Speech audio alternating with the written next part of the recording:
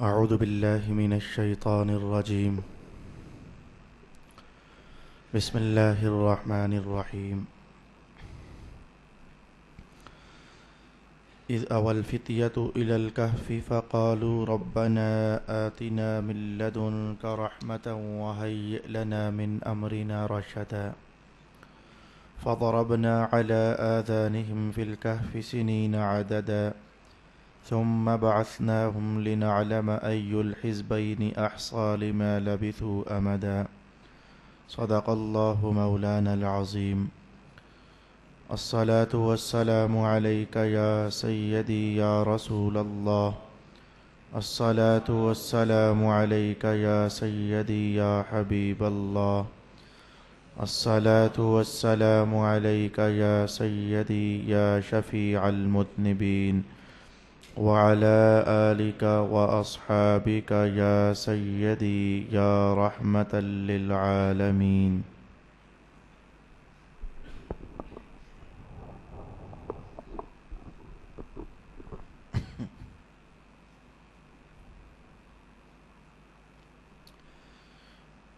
قابل عزت مقام دوستوں اور بزرگوں اور بھائیوں، گزشتہ نشست میں ہم نے اصحاب کہف کے متعلق ایک آیت کے اندر یہ عنوان پایا کہ وہ اپنا ایمان بچانے کے لیے ایک غار میں جا پہنچے تو اللہ تعالیٰ نے ان کی مدد فرمائی، اور ان کی مدد کی تصویر یہ تھی کہ ان پر نیند مسلط کر دی گئی۔ وہ تقریباً 300 سال تک مسلسل سوتے رہے۔ اس نیند کو اللہ نے ان کی مدد بنا دیا۔ اس حصہ قرآن سے توجہ اس بات کی طرف چلی گئی تھی کہ قرآن حکیم میں کچھ ایسے مقامات تلاش کیے جائیں کہ اللہ تعالیٰ جب مدد کرنے کا ارادہ فرماتا ہے تو کیسے کیسے مدد فرما دیتا ہے۔ تو ہم نے یہ چیز دیکھی، 18 مختلف آیات ہم نے سماعت کی تھیں، جس میں حاصل معنی یہ ٹھہرا تھا کہ کبھی اللہ تعالیٰ مکڑی سے مدد کروا دیتا ہے، کبھی اللہ تعالیٰ کبوتری سے مدد کروا دیتا ہے، کبھی اللہ تعالیٰ چھوٹے چھوٹے کنکروں سے مدد کروا دیتا ہے، کبھی اللہ تعالیٰ نیک لوگوں کے وسیلے سے مدد کروا دیتا ہے۔ لگ بھگ 18 انداز اللہ تعالیٰ کی مدد کے میں نے آپ لوگوں کی خدمت میں بیان کیے تھے۔ پھر خیال اس بات کی طرف چلا گیا کہ یہ تو ہے کہ اللہ تعالیٰ مدد کیسے کیسے کر دیتا ہے، یا یوں کہیے کہ کیسے کیسے کرتا رہا، اور آئندہ بھی مختلف لوگوں کی مدد اللہ تعالیٰ کرنا خوب جانتا ہے۔ تو میں نے گزشتہ نشست میں آپ سے وعدہ کیا تھا کہ اب میں یہ بھی بیان کروں گا کہ اگر اللہ کی مدد لینی ہو تو ہمیں کیا کرنا چاہیے، اور یہ عنوان ہم میں سے ہر ایک مسلمان کا ہے۔ ہر مسلمان کسی نہ کسی آزمائش میں مبتلا ہے، ہر مسلمان کسی نہ کسی تکلیف میں مبتلا ہے۔ کسی کو کاروبار کی تکلیف ہے، وہ اس میں گھرا ہوا ہے، کسی کو بچوں کی پریشانی نے مارا ہوا ہے، کوئی اپنے ماحول سے اور اردا گرد کے حالات سے پریشان ہوتا ہے، کوئی شخص اپنے والدین کے ہاتھوں بعض اوقات یہ بھی دیکھا گیا کہ پریشان ہوتا ہے، کوئی شخص اپنے دوستوں کے فتنے میں مبتلا ہے۔ الغرض کوئی بندہ اپنے دل کے فتنوں میں، خود ساختہ فتنے دل کے بھی ہوتے ہیں، نوجوانوں کو اس بات کا پتہ ہے، تو کوئی شخص اپنے دل کے خود ساختہ فتنوں میں مبتلا ہے۔ الغرض ہر شخص کو اللہ تعالیٰ نے کسی نہ کسی آزمائش میں جکڑا ہوا ہے۔ تو آئیے آج ہم یہ بات سیکھنا چاہیں گے کہ اللہ تعالیٰ کی مدد اگر ہم حاصل کرنا چاہیں تو ہمیں کیا کچھ کرنا چاہیے تاکہ اللہ تعالیٰ کی مدد ہمارے ساتھ شامل حال ہو جائے۔ جاننا چاہیے بندہ جس مصیبت میں الجھا ہوتا ہے اس مصیبت کا ٹل جانا اس کے لیے مدد کہلاتا ہے۔ اگر کوئی شخص رزق کے ہاتھوں پریشان ہے، رزق اس کا تنگ ہے، تو جان جائیے اگر اس کا رزق کھل جائے تو سمجھو یہی اس کی مدد ہے۔ اگر کوئی شخص اس پریشانی میں ہے کہ 10 سال 20 سال ہو گئے اور ابھی تک اللہ نے انہیں اولاد عطا نہیں فرمائی، تو اولاد کا مل جانا ان کے لیے مدد ہے۔ اگر کوئی شخص ایسا ہے کہ ابھی تک اس کے لیے رات گزارنے کے لیے ایک چھوٹی سی چھت بھی نہیں ہے، یعنی اس کا اپنا گھر نہیں ہے، تو مسلسل اسی ٹینشن میں ایک مکان سے دوسرے مکان میں، دوسرے مکان سے تیسرے مکان میں وہ بیچارہ کرایوں پر کرائے بھرتا مائیگریشن کرتا تو ابھی تک وہ پریشان ہے، تو اسے گھر کا مل جانا یہ اس کی مدد ہے۔ اگر کوئی شخص بیمار ہے اور مسلسل کئی زمانوں سے بیمار ہے تو اس کی بیماری کی شفا مل جانا اس کے لیے مدد ہے۔ میں اس بات کو اپنی دنیا سے نکال کر تھوڑا سا اور آگے بھی لے جانا چاہوں گا۔ قبر میں جا پہنچے تو کسی شخص کو اللہ کے عذاب نے پکڑ لیا تو میں کہوں گا کہ اللہ کے عذاب سے جان چھوٹ جائے، یہ اس کے لیے ادھر مدد ہے۔ اگر کوئی شخص میدان محشر میں جا پہنچا اور آج بھی وہ اللہ کے غضب کا شکار ہے تو میں کہوں گا کہ آج کوئی آئے اور اسے بچا لے جائے اور اللہ کے غضب سے اسے چھڑا لے تو یہ ادھر اس کی مدد ہے۔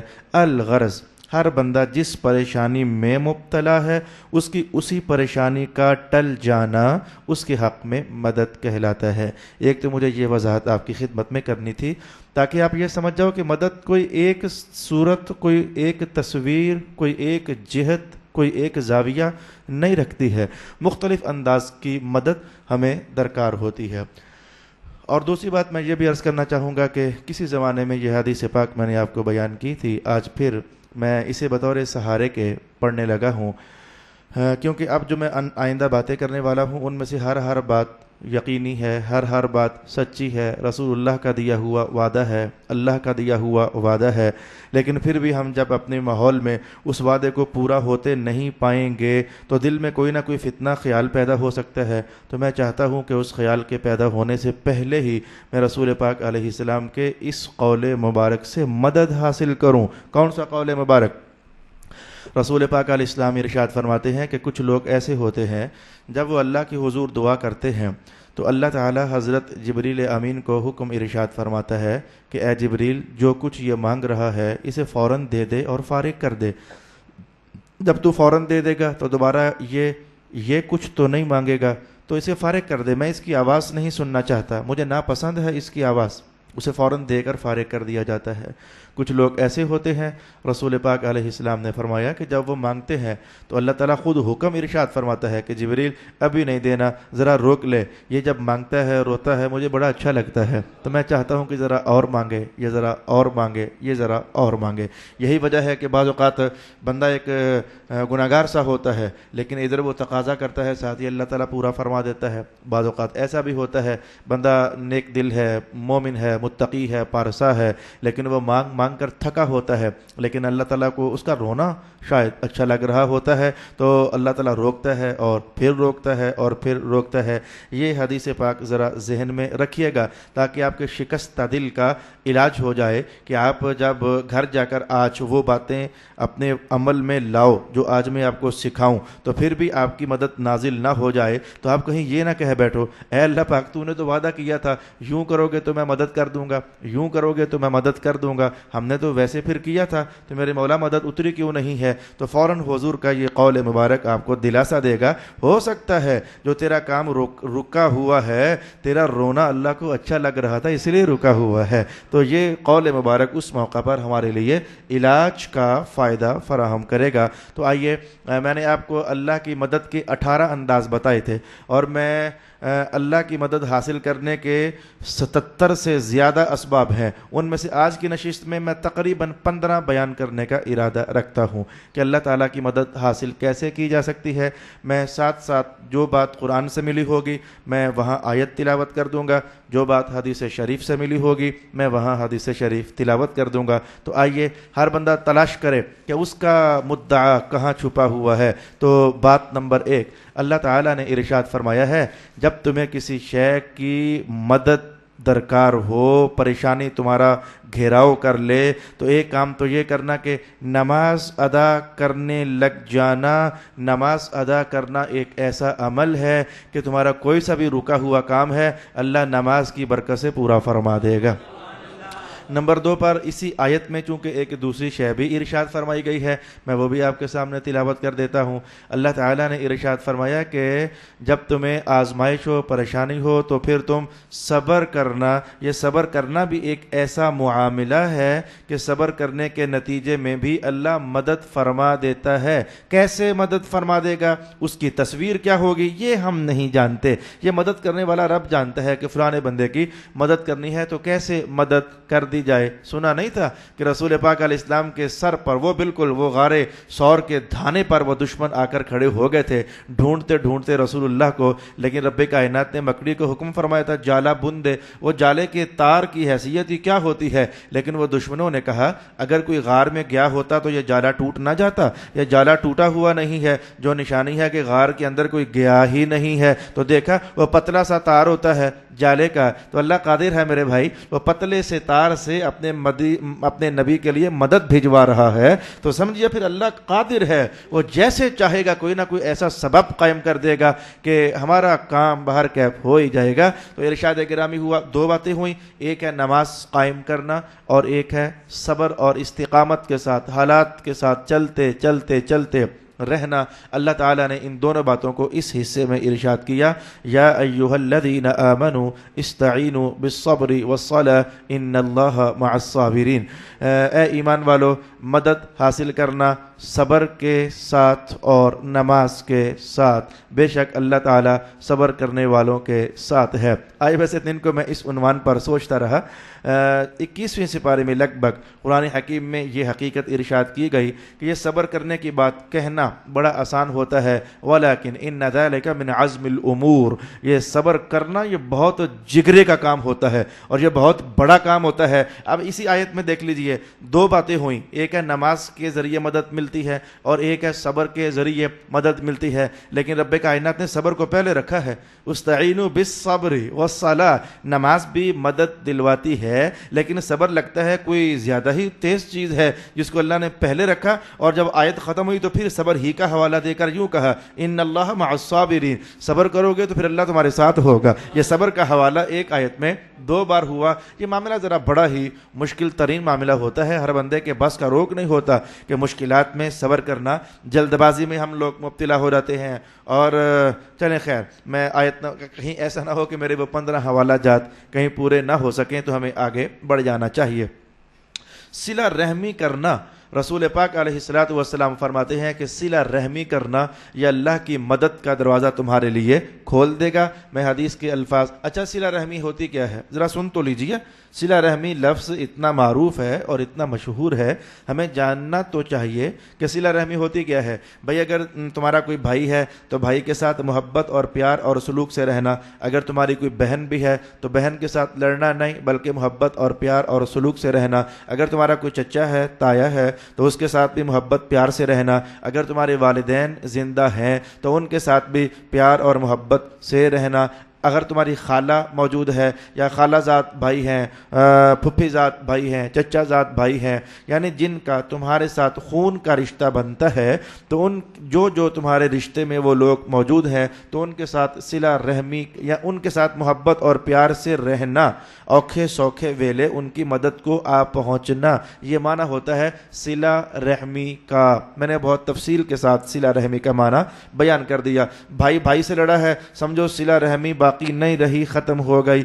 بچے والدین سے ناراض ہیں, والدین بچوں سے ناراض ہیں, سمجھو کہ صلہ رحمی ختم ہو چکی ہے جس کو بجا لانے کا ہمیں حکم ارشاد کیا گیا تھا. اب آئیے صلہ رحمی کیا ہے میں نے بتا دیا. تو رسول پاک علیہ الصلوۃ والسلام نے ارشاد فرمایا, من سرہ ان یزید اللہ فی عمرہ ورزقہ فلیصل رحمہ او کما قال رسول اللہ صلی اللہ علیہ وآلہ وسلم.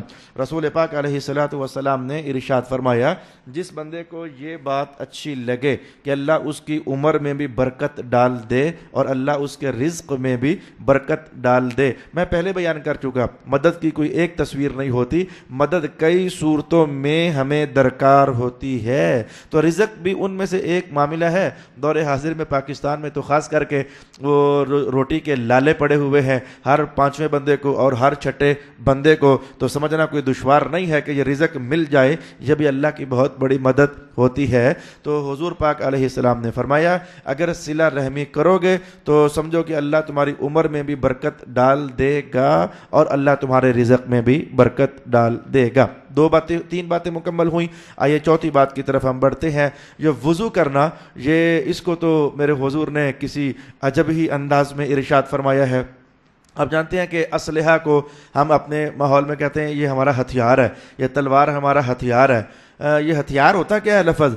بھائی یہ ہوتا ہے ہاتھ یار، ہاتھ اور یار سے مل کر بنا ہے. ہاتھ کا معنی ہاتھ ہو گیا، یار کا معنی مددگار ہوتا ہے. تو اسلحہ ہمارے ماحول میں اسے ہم ہتھیار کہتے ہیں، یعنی ہاتھ کے لیے مددگار. تو آئیے رسول اللہ علیہ السلام نے کسی ایک جہت میں نہیں بلکہ مطلقاً یہ جملہ ارشاد فرما دیا، الوضوء صلاح المؤمن. مومن بندہ اگر وضو میں رہے نا تو سمجھو اس نے اپنا اسلحہ پہن لیا ہے. اب اس کے ہتھیار اس کے ساتھ ساتھ ہیں، اللہ تعالیٰ اس کی بہت ساری مدد فرمائے گا. یہ اس حدیث پاک کی نشست میں خود موجود تھا جب میرے استاد گرامی حضرت علامہ سید ریاض حسین شاہ صاحب دامت برکاتہم القدسیہ ہمیں یہ بات ارشاد فرما رہے تھے. اسی حدیث پاک کی تشریح کرتے ہوئے فرمانے لگے، ایک بار میں ہالینڈ کی ایک یونیورسٹی میں گیا تو وہاں ایک فلسفہ کا اسٹوڈنٹ تھا. تو وہ مجھ سے کہنے لگا کہ مسٹر میں آپ سے کچھ سوالات پوچھنا چاہتا ہوں. بھئی یہ حضرت پیر صاحب مولانا یہ تو ہم لوگ بولتے ہیں،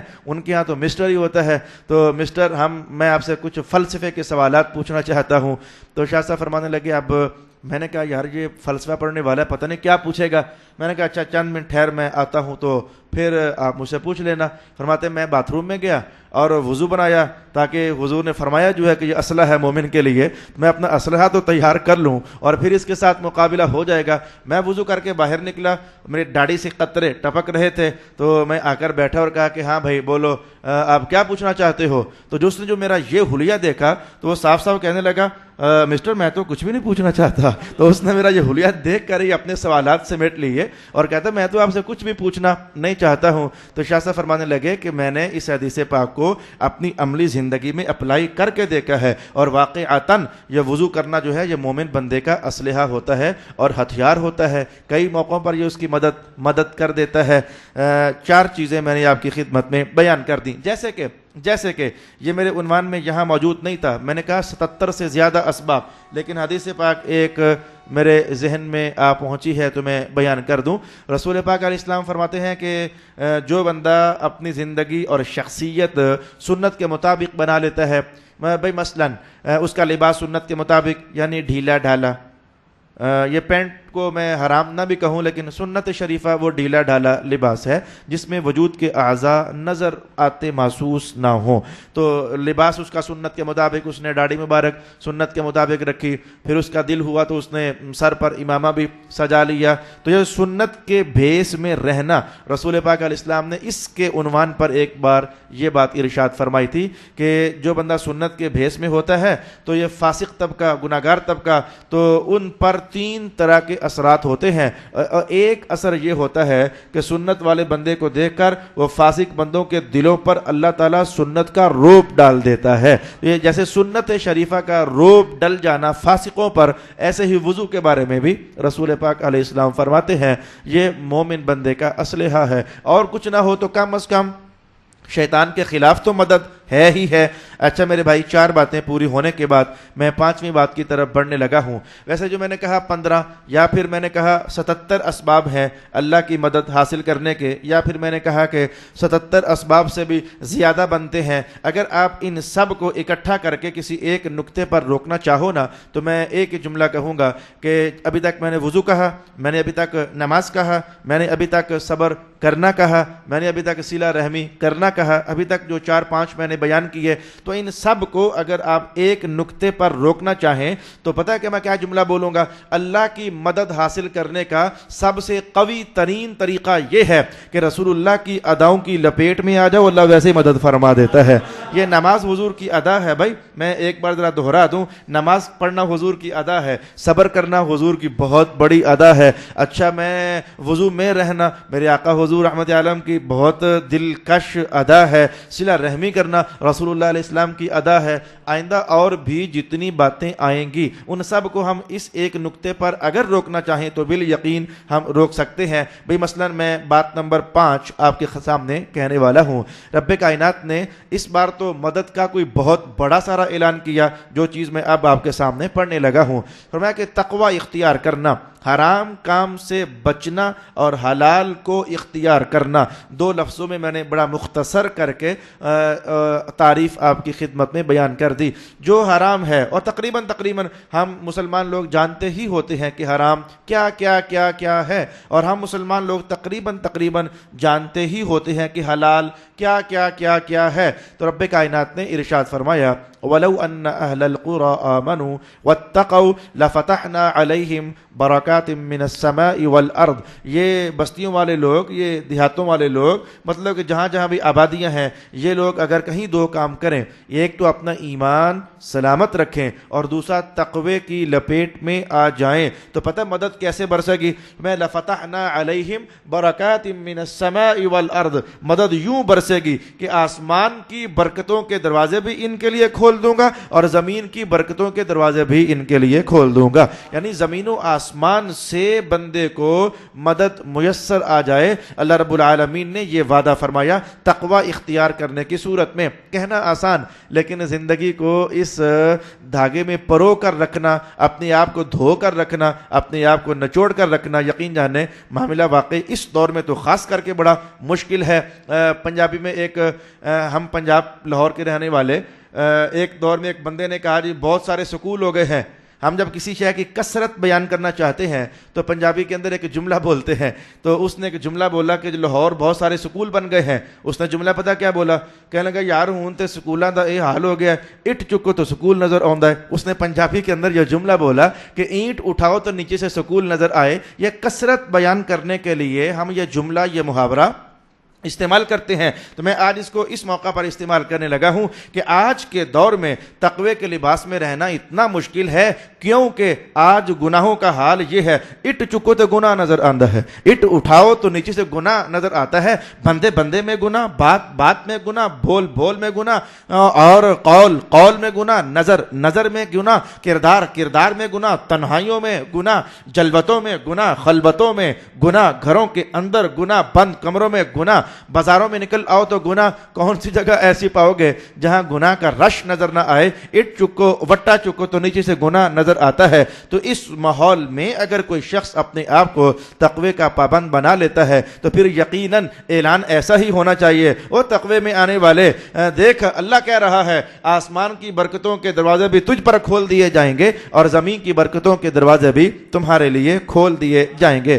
5ویں نمبر پر میں آپ سے کہنا چاہوں گا قرآن حکیم کی تلاوت یہ اتنا اچھا مشغلہ ہے، اتنی اچھی مصروفیت ہے اور اتنا عمدہ سبب ہے. میں اس کے حدیث کا ترجمہ یوں آپ کے سامنے کہنا چاہوں گا. قال رسول اللہ صلی اللہ علیہ وسلم من شغلہ القرآن. یہاں سے حضور نے کلام کا آغاز کیا. فرمایا کہ جو بندہ قرآن پڑھے تو اتنا پڑھے اور اتنا پڑھے اور اتنا پڑھے کہ وہ قرآن میں مصروف ہو جائے. ایسے لوگ ہیں، اگرچہ ایسے لوگ بوڑھی عورتوں کی صورت میں زیادہ ہیں، وہ گھروں میں ہوتی ہیں الحمدللہ.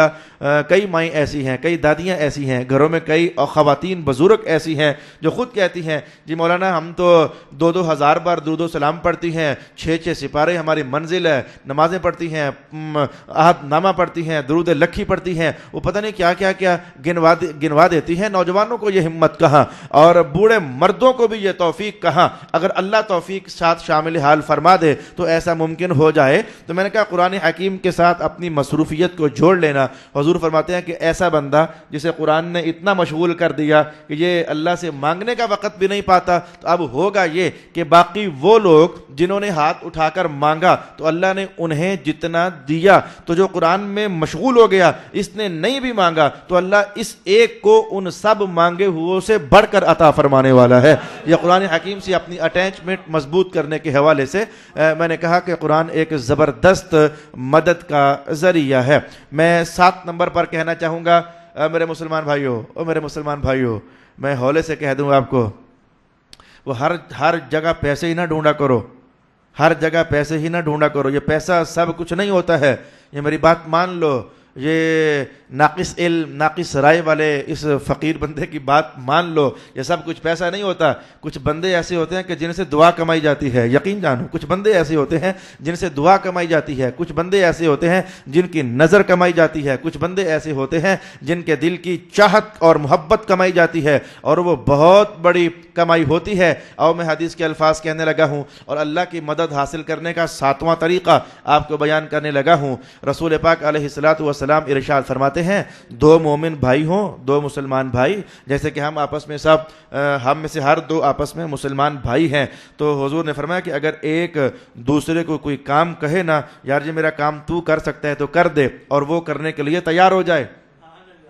ایک مسلمان دوسرے مسلمان بھائی سے کہے، یار یہ میرا کام پھنسا ہوا ہے تو کر دے، اور وہ کرنے کے لیے تیار ہو جائے. تو میں نے پہلے نہیں کہا تھا، ہر مسلمان کہیں نہ کہیں تو پھنسا ہی ہوا ہے. ہر مسلمان کہیں نہ کہیں تو آزمائش میں ہے ہی ہے، خواہ اندرون خانہ ہے، خواہ بیرون خانہ ہے، خواہ خفیہ ہے، خواہ ظاہر ہے. تو اب ہر مسلمان کہیں نہ کہیں پھنسا ہوا تو ہے نا. حدیث کے الفاظ میں اب پورے کرنے لگا ہوں. تو میں کہ ایک مسلمان دوسرے سے کہے میرا یہ کام کر دے، اس نے کہا ابھی کر دیتا ہوں بھائی، تو وہ اس کے کام میں لگ گیا. تو حضور نے فرمایا کہ جو اس کے اپنے کام رکے ہوئے تھے، اللہ فرماتا ہے تیرے کام سارے میں کر دیتا ہوں. من کان فی حاجت اخیہ کان اللہ فی حاجتہ. جب ایک بھائی دوسرے بھائی کی حاجت روائی میں لگ جاتا ہے تو اللہ تعالیٰ اس لگنے والے کی جو اپنی حاجتیں ہوتی ہیں ان کو اپنے ذمہ کرم پر لے لیتا ہے. تو اس کے کام میں لگا ہوا میں تیرا کام خود ہی کر دوں گا. من کان فی حاجت اخیہ کان اللہ فی حاجتہ، او کما قال النبی صلی اللہ علیہ وآلہ وسلم. پھر کچھ دعائیں ہیں، کچھ کیا بہت ساری ہیں. ہمارا علم نہیں ہے، ہمارا مطالعہ نہیں ہے، ہماری اسٹڈی نہیں ہے، ہمارا پڑھنا نہیں ہے، وغیرہ پوری بک حدیث پاک کی موجود ہے جس میں رسول پاک علیہ السلام نے سمجھایا ہے. اٹھو تو یہ پڑھو، بیٹھو تو یہ پڑھو، جاگو تو یہ پڑھو، سوو تو یہ پڑھو، کھاو تو یہ پڑھو، پیو تو یہ پڑھو، چلو تو یہ پڑھو، بازار جاؤ تو یہ پڑھو، اذان سنو تو یہ پڑھو، ماں سے ملو تو یہ پڑھو، بلندی پر چڑھو تو یہ پڑھو. یعنی ہر ہر ہر ہر ہر موقع پر رسول پاک علیہ السلام نے کچھ کلمات ارشاد فرمائے ہوئے ہیں. اب یہ پوری بڑی ساری کتاب ہے اور بڑا سارا عنوان ہے. میں تو بطور مثال کہنے والا ہوں کہ یہ مختلف دعائیں ہیں جو ہمیں اللہ تعالیٰ سے مدد لے کر دیتی ہیں. بھئی مثال کے طور پر رسول پاک علیہ السلام کا یہ جملہ مبارک، سورۃ الفاتحہ جو شخص پڑھتا ہے الحمدللہ رب العالمین، یہ پوری سورت جو شخص پڑھتا ہے تو موت کے سوا اللہ تعالیٰ ہر مرض کی شفا عطا فرما دیتا ہے. اب یہ بیماریوں کے خلاف، یہ مرضوں کے خلاف. اچھا پھر یا میں یوں کہوں کہ رسول اللہ علیہ السلام کا یہ فرمان عالی شان، بسم اللہ الذی لا یضر مع اسمہ شیء فی الارض ولا فی السماء وہو السمیع العلیم. کئی مسلمانوں کو یہ دعا تقریباً یاد ہوتی ہے. تو اس کے اندر بھی کچھ ایسی ہی جزا حضور نے فرمائی ہے کہ موت کے سوا سب کچھ کے لیے اللہ تعالیٰ اس میں فائدے عطا فرما دیتا ہے. میں آپ کو اپنا لطیفہ سنا دیتا ہوں. بعض اوقات کئی یہ لوگ، میں حالانکہ بچتا ہوں اس عنوان سے بچتا ہوں، وغیرہ رش پڑتا ہے اور رش پڑے تو میرے لیے پریشانی پیدا ہو جاتی ہے. میں اپنا پڑھنے اور پڑھانے کا نظام برقرار نہیں رکھ سکتا. یہ تعویذ جی تعویذ جی تعویذ جی مولانا تعویذ، تو تعویذ لینے کے لوگ آ جاتے ہیں. یقین جانو کئی بار ایسا ہوا، کسی کے سر میں درد، کسی کا پیٹ خراب، کسی کا دکان خراب، کسی کا کاروبار خراب. اچھا انہیں کیا پتا کہ میں اندر اب کیا لکھ رہا ہوں؟ یہ مجھے پتا ہوتا ہے، میرے اللہ کو پتا ہوتا ہے. اور میں کوئی حدیث شریف سامنے کر کے بعض اوقات صرف اتنا، آپ کو حیرت ہوگی، بعض اوقات صرف اتنا بسم اللہ الرحمن الرحیم، اے اللہ تیرا نام، اس سے بڑا میں کیا لکھوں، اس سے بڑا میں کیا لکھوں. بسم اللہ الرحمن الرحیم لکھ کر میں نے کئی بار لوگوں کو دیا تو اللہ کام کر بھی دیتا ہے، نہیں بھی کرتا. یہ تو اس کی شان ہے نا بھائی. اب یہ تو نہیں ہو سکتا کہ وہ ہمارے تعویذوں کا پابند ہے. تو کئی بار میں نے لوگوں کے کام ہوتے دیکھ لیے. اب وہ کوئی میرے قلم کی جان نہیں ہوتی ہے اور نہ وہ میرے تعویذ کی جان ہوتی ہے. اصل معاملہ یہ ہوتا ہے کہ حضور نے وہ 250 سے تو زیادہ باتیں ارشاد فرمائی ہیں. یوں کر لو تمہارا کام ہو جائے گا، یوں کر لو تمہارا کام ہو جائے گا، یوں کر لو تمہارا کام ہو جائے گا. تو میں بعض اوقات بسم اللہ الرحمن الرحیم لکھ کر کے تو دے دیتا ہوں. تو اللہ تعالیٰ جب کام کرنے کا ارادہ فرما لے تو اسی پر ہی اس کا کام چلا دیتا ہے. یہ اپنا یقین، اپنا اعتماد اور اللہ رب العالمین کے ساتھ ہر بندے کا تعلق اپنا اپنا ہوتا ہے. میں نے کہا مختلف دعائیں ہیں جو اللہ تعالیٰ سے مدد دلا دیتی ہیں. یہ میں نے 8واں ذریعہ آپ کی خدمت میں بیان کر دیا ہے. اس کے بعد رسول اکرم صلی اللہ علیہ وآلہ وسلم نے ارشاد فرمایا، بلکہ قرآن حکیم کے الفاظ میں آپ کے سامنے پڑھنا چاہوں گا. اللہ تعالیٰ کی مدد ملنے کا 8واں طریقہ آپ کی خدمت میں بولنے لگا ہوں. اس پر ہر مسلمان کچھ نہ کچھ تو کر ہی سکتا ہے. اس سلسلے میں ہر مسلمان کچھ نہ کچھ کر سکتا ہے اور اسے کچھ نہ کچھ یقیناً کرنا چاہیے. اللہ کی مدد ملنے کی اس نے وعدہ کیا. ارشاد گرامی ہوا ان تنصروا اللہ ینصرکم، اگر تم اللہ کی مدد کرو گے تو وہ بھی تمہاری مدد کرے گا. عجیب الشان جملہ نہ ہو گیا؟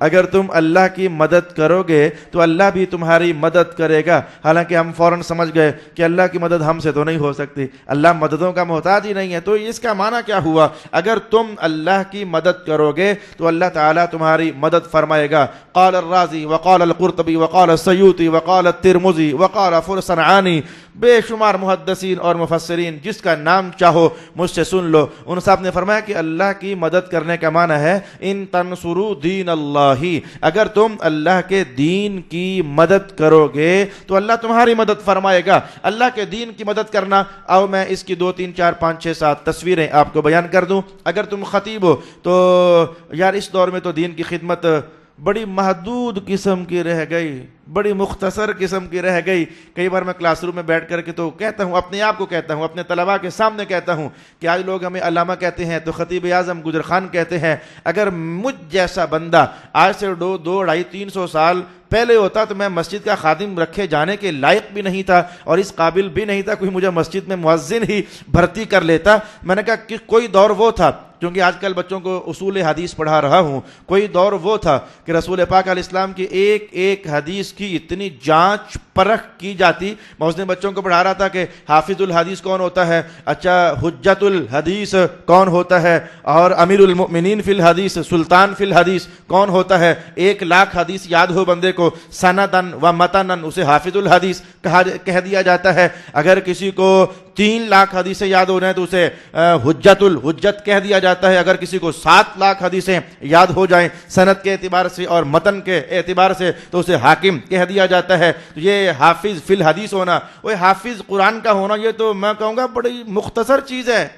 قرآن حکیم میں ہے کیا؟ 6,666 کے لگ بھگ آیات، اور وہ صرف آیتیں ہی ہیں، سند نہیں ہے، ہر آیت کی سند نہیں ہے. اور سند کا معنی یہ ہوتا ہے، آج آپ کو جب ہلکا سا اشارہ دوں، سند کا معنی یہ ہوتا ہے، میں نے حدیث پڑھی علامہ سید ریاض حسین شاہ صاحب سے، علامہ سید ریاض حسین شاہ صاحب نے حدیث پڑھی عبدالغفور ہزاروی صاحب سے، انہوں نے حدیث پڑھی اپنے استاد سے، انہوں نے حدیث پڑھی اپنے استاد سے، انہوں نے حدیث پڑھی اپنے استاد سے. تو یہ جو سلسلہ استادی ہوتا ہے، یہ سارے نام یاد رکھنا، اسے کہتے ہیں ایک سند.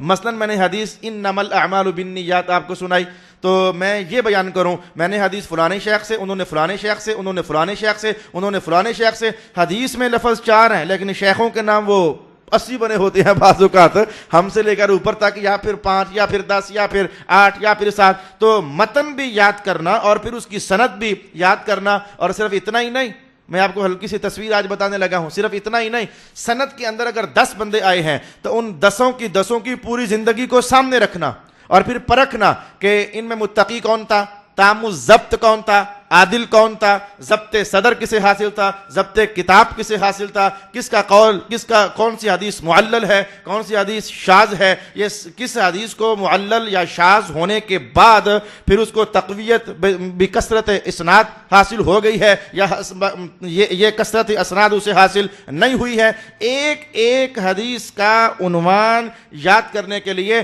ڈھیروں باتیں یاد کی جاتی تو ایک حدیث محفوظ ہوا کرتی تھی. تو پھر سمجھیے جس نے 1,00,000 حدیث یاد کی، پھر جس نے 3,00,000 حدیث یاد کی، پھر جس نے 7,00,000 حدیث یاد کی، پھر ان میں سے صحیحوں کو الگ کر لیا، صحیح لغیرہ کو الگ کر لیا، حسن لذاتہ کو الگ کر لیا، حسن لغیرہ کو الگ کر لیا، ضعفاء کو الگ کر لیا، معللات کو الگ کر لیا، شذوذات کو الگ کر لیا، غرائب کو اس نے الگ کر لیا، متفردات کو اس نے الگ کر لیا، اور متفق علیہ حدیثوں کو اس نے الگ کر لیا، موضوعات کو اس نے الگ کر لیا. تو اتنی سر کھپائی کے بعد جا کر ایک بندہ شیخ الحدیث تیار ہوا کرتا تھا. اتنی سر کھپائی کے بعد جا کر آج ہمیں تو موج لگ گئی، موضوعات واضح ہیں، ضعیف حدیثیں واضح ہیں، صحیح واضح ہیں، حسن واضح ہیں، سارا کچھ مزہ. تو آج دین کی خدمت صرف کتنے کو رہ گئی ہے؟ کسی دور میں یہ اتنے پاپڑ بیلنے کے بعد پھر ایک حدیث یوں نہیں تھا کہ جیسے آج ہمارے ہاں وہ 70,000 حدیث ایک ہی استاد ایک چھت نیچے پڑھائے گا جیسے ہمارے ہاں چلتا ہے، ایسے نہیں تھا. 10 حدیثیں دمشق پڑھی ہوئی ہیں، 20 حدیثیں لاہور پڑھی ہوئی ہیں، 40 حدیثیں بغداد پڑھی ہوئی ہیں، اور میں نے یہ بھی حدیث پڑھی، ایک صحابی ایک حدیث کی خاطر مدینہ الرسول سے دمشق تک کا سفر طے کرتے ہیں، اور جاتے ہی کہتے ہیں بھائی میں تیرے پاس اس لیے آیا ہوں، میں نے سنا ہے کہ تو حضور کی ایک حدیث بیان کرتا ہے، وہ ایک حدیث سننے کے لیے میں صرف آیا ہوں۔ تو اس دور میں دین پاک کی خدمت اس قدر قوی ہیکل ہوا کرتی تھی، آئے تو چپ کر کے حدیث تلاوت کرو، متن پڑھ کر سنا دو، بس یہی دین کی خدمت رہ گئی، اس سے زیادہ تو میں نہیں کرتا نا آپ کے سامنے، کیا کرتا ہوں میں، اس کے سوا تو کچھ نہیں کرتا۔ حدیث پڑھ لی، ترجمہ سنا دیا، 2-4 لفظ بول دیے، لو اس کا نام پڑا ہوا ہے دین کی خدمت۔ تو آؤ میں آپ کو بتاؤں، آج اللہ کی مدد ذرا جلدی کمائی جا سکتی ہے۔ اگر ہم ہوتے اس دور میں تو اللہ کے دین کی خدمت بھی بڑا وسیع تر معاملہ تھا، تو وہ خدمت ہوتی تو پھر مدد اترتی نا۔ تو آج کے دور میں تو دین کی خدمت بڑا آسان ہو گیا، قرآن کی آیت یاد کر لی، کسی کو سکھا دی، ترجمہ سکھا دیا، کوئی حدیث کسی کو سکھا دی، کوئی مسئلہ کسی کو سکھا دیا، یہ سب دین کی خدمت ہے۔ اور نہیں سکھا سکتے تو اپنے بچے کو انگلی کے ساتھ لگا کر مسجد ہی لے جاؤ، یہ بھی دین کی خدمت ہے۔ اپنے اوس پڑوس والوں کو اٹھا کر کے تو اللہ کے گھر کا راستہ ہی بتا دو، یہ بھی دین کی خدمت ہے۔ اگر یہ بھی نہیں کر سکتے تو کسی کو، مثلا آپ میں سے کئی بھائی ایسے ہیں وہ درس قرآن میں آئے تو کسی کو دعوت دے دی، آج یار درس قرآن سننے چلتے ہیں، تو یہ بھی دین پاک کی خدمت ہے۔ آج تو دین پاک کی خدمت بڑے مختصر درجوں میں رہ گئی۔ تو آئیے پھر جس کو جو ہمت ہے، بول کر، دیکھ کر، کسی کو دعوت دے کر، خود آ کر، کسی کو انگلی کے ساتھ لگا کر مسجد پہنچانے کے لیے، تو سب کے لیے اعلان تو ہے، ان تنصروا اللہ ینصرکم، اگر دین کی خدمت کرو گے یعنی اللہ کی مدد کرو گے تو اللہ رب العالمین بھی وعدہ فرماتا ہے کہ وہ بھی تمہاری مدد فرمائے گا۔ نہ چاہتے ہوئے کچھ وقت میرا اس عنوان پر زیادہ لگ گیا، آئیے میں ایک اور بات بتاؤں، اور سب سے نچلے درجے میں آ کر بتاؤں گا۔ اللہ کی کوئی سی مخلوق مل جائے، اللہ کی کوئی سی مخلوق مل جائے، وہ انسان تو انسان ہے، مسلمان تو بہت بڑی چیز ہے، پھر والدین، رشتہ دار، یہ تو بہت بڑی چیز ہے، کوئی ادنا ترین مخلوق بھی اللہ کے مل جائے تو اس کے ساتھ شفقت کا سلوک کرنا، اللہ تعالیٰ اس پر مدد میں بطور مدد جنت عطا فرماتا ہے۔ اور بخاری کی حدیث کے الفاظ میں جلدی سے کہہ دوں، حضور رحمت عالم کا قول مبارک، چونکہ یہ حدیث پہلے کئی بار سن چکے ہوں، میں اشاروں میں بھاگنے والا ہوں۔ ایک مسافر سفر طے کر رہا تھا، پیاس لگی، کنویں پر پہنچا، پانی نکالا، پیا، جب جانے لگا تو کتے کا بچہ دیکھا مونڈیر کے اس پار، اس نے خیال کیا اسے بھی پیاس لگی ہوگی، پھر اس نے پانی نکالا، کتے کے بچے کو پلا دیا، چلا گیا، کتے کے بچے کو پانی پلایا، اللہ کی مخلوقات میں سے کتے کے بچے کو پانی پلایا۔ قال رسول اللہ فبہذا دخل الجنہ، اسی وجہ سے اللہ نے اسے جنت میں داخل فرما دیا۔ تو میں نے کہا اللہ کی مخلوق پر شفقت سے پیش آنا، وجہ کیا ہے؟ قال النبی صلی اللہ علیہ وسلم الخلق عیال اللہ، جیسے تمہارا ایک کنبہ ہوتا ہے، 2-4 بندوں پر مشتمل پریوار ہوتا ہے، تو حضور نے فرمایا کہ یہ ساری مخلوق اللہ کا کنبہ ہے، تو جس کا کنبہ ہو، کنبے کے فردوں سے پیار کرو تو سربراہ ویسے تم سے پیار کرتا ہے، تو اللہ کے کنبے سے پیار کرو، اللہ رب العالمین تمہاری مدد فرمائے گا۔ اور اگر اللہ کے کنبے سے کوئی گڑبڑ کی تو گڑبڑ بھی ویسے ہی نازل ہوتی ہے۔ مثلا میں اسی درجے میں رہ کر ایک دوسری حدیث بتاتا ہوں۔ حضور رحمت عالم ارشاد فرماتے ہیں کہ ابن ماجہ میں یہ حدیث پڑھی جا سکتی ہے کہ ایک عورت صرف اس لیے دوزخ میں داخل ہو گئی، ایک عورت صرف اس لیے دوزخ میں داخل ہو گئی کہ اس کی ہاں ایک بلی تھی، آج وہ بلی کو کھولنا بھول گئی تو بلی باہر نکل کر چوہے نہ کھا سکی اور مر گئی، تو حضور نے فرمایا بلی کو اس نے کھولا نہیں تھا، صرف اسی وجہ سے وہ دوزخ میں داخل ہو گئی۔ یہ حدیث شریف کے الفاظ آپ نے بھی کئی جگہوں پر مطالعہ یقیناً کیے ہوئے ہوں گے۔ او کما قال رسول اللہ صلی اللہ علیہ وسلم۔ اب میں 2-3 باتیں مزید، 15 کا فگر پورا میں کرنا چاہتا ہوں، اب میں ذرا تیز بول لوں گا۔ 15 اسباب کم از کم سمجھ جائیے اللہ کی مدد کے حاصل ہونے کے لیے۔ دعا کرنا اپنے لیے یا اوروں کے لیے، دعا کرنا اللہ کی مدد کا اتنا بڑا ذریعہ ہے کہ رسول اللہ علیہ السلام فرمایا کرتے تھے، یہ تقدیر جب